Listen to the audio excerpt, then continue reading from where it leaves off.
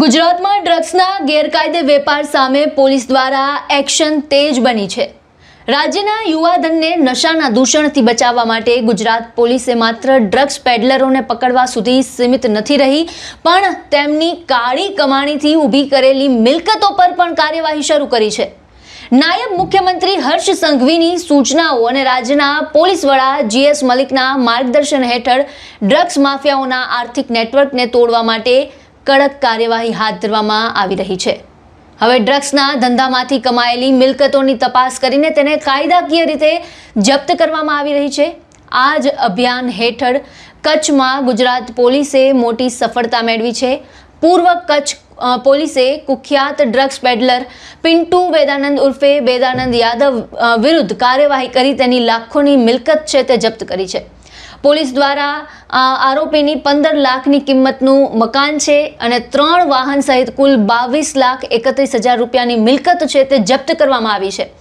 પોલીસનું કહેવું છે કે આ કાર્યવાહી માત્ર એક આરોપી સુધી સીમિત નથી, પણ ડ્રગ્સના નેટવર્ક સાથે જોડાયેલા કેટલાય લોકો છે તેના માટે એક ચેતવણી છે।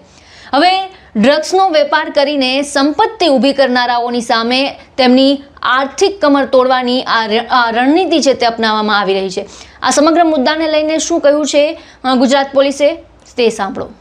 ગુજરાત રાજ્ય સરકારનું જે એક ખાસ અભિગમ છે ડ્રગ્સ વિરુદ્ધ કડક કાર્યવાહી કરવાનો અને જેટલા પણ એના સાથે જોડાયેલો પેડલરો હોય એમના વિરુદ્ધ જે છે કોઈ પણ એવી પ્રવૃત્તિ હોય જે ગેરકાયદેસર જણાતી હોય એમના વિરુદ્ધ કડક કાર્યવાહી કરવાનો જે અભિગમ છે એના અનુસંધાને માનનીય ડીજીપી સાહેબ, બોર્ડર રેન્જના આઈજીપી શ્રી ચિરાગ કોરડિયા સાહેબના માર્ગદર્શન હેઠળ પૂર્વ કચ્છ જિલ્લા પોલીસ દ્વારા જે ડ્રગ્સના પેડલર છે એ પેડલરો વિરુદ્ધ એક કાર્યવાહી કરવામાં આવી છે, જેમાં જે NDPS એક્ટની જે પ્રોવિઝન છે જેમાં જે કોઈ એવા પેડલર્સ હોય એ પેડલર્સ ડ્રગ્સની બદીથી ઉપજાવેલ ઇન્કમથી પોતાની જંગમ અથવા સ્થાવર મિલકતો વસાવેલ હોય તો એના ઉપર પોલીસ દ્વારા કાર્યવાહી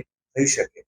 એના આધારે એક વ્યક્તિ છે જેમનું નામ છે પિન્ટુ યાદવ, મૂળ બિહારનું છે પણ અહીંયા કચ્છમાં અંજાર વિસ્તારના વરસામેડીમાં એમનું રહેવાસ હતું। એમના વિરુદ્ધ ટોટલ 4 NDPSના ગુના દાખલ થયેલા છે, જેમાં સર્વપ્રથમ 2019માં છે અને એના પછી 2025માં 140 કિલો ગાંજાનું કેસ છે, જેના હેઠળ ઓલરેડી આ વ્યક્તિ અત્યારે ગળપાદર જેલમાં છે। જે NDPS એક્ટની પ્રોવિઝન છે એમાં 68I સેક્શન 68I અને સેક્શન 68U હેઠળ આ આરોપીની જે ડ્રગ્સના બદીથી મિલકતો વસાવેલ હોય, એમના પૈસાથી ઉપજાવેલ મિલકતો વસાવેલ હોય એના હેઠળ એમની મિલકતો જપ્ત કરવામાં આવી છે।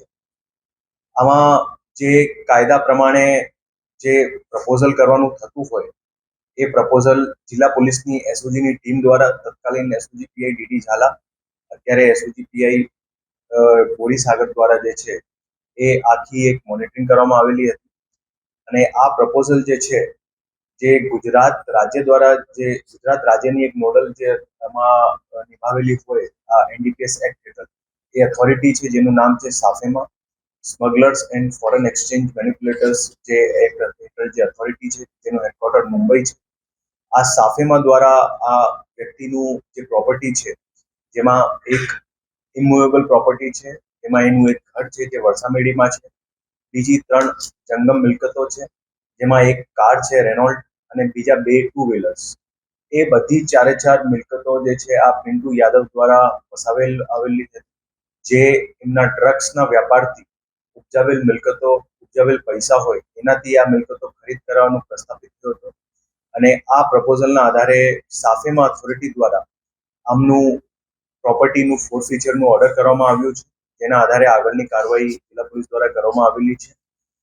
જે ગુજરાત સરકારનું જે ધ્યેય છે એના અનુરૂપ જે NDPS એક્ટ હેઠળ કાર્યવાહી આ આરોપી વિરુદ્ધ કરવામાં આવી છે।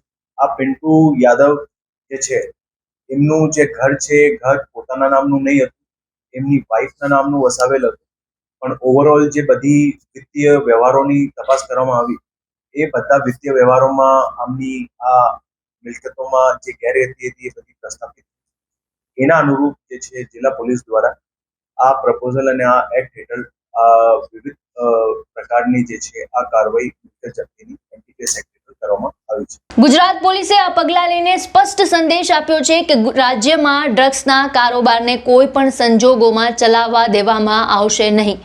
ગુનેગારો સામે કડક કાયદાકીય કાર્યવાહી થશે અને નશાના ધંધામાંથી ઊભી કરેલી મિલકતો પણ જપ્ત કરવામાં આવશે. ડ્રગ્સ વિરુદ્ધ ગુજરાત પોલીસની આ કાર્યવાહી આગામી સમયમાં વધુ સખ્ત બનવાની પણ શક્યતા છે. ત્યારે આવા જ મહત્વપૂર્ણ સમાચાર માટે અમારી સાથે જોડાયેલા રહો અને આપને અમારો આ વિડીયો પસંદ આવ્યો હોય તો તેને લાઇક અને શેર કરી અમારી ચેનલને સબસ્ક્રાઇબ કરવાનું ભૂલશો નહીં. ફરી મળીશું નવા વિડીયો સાથે. મને આપશો રજા. નમસ્કાર.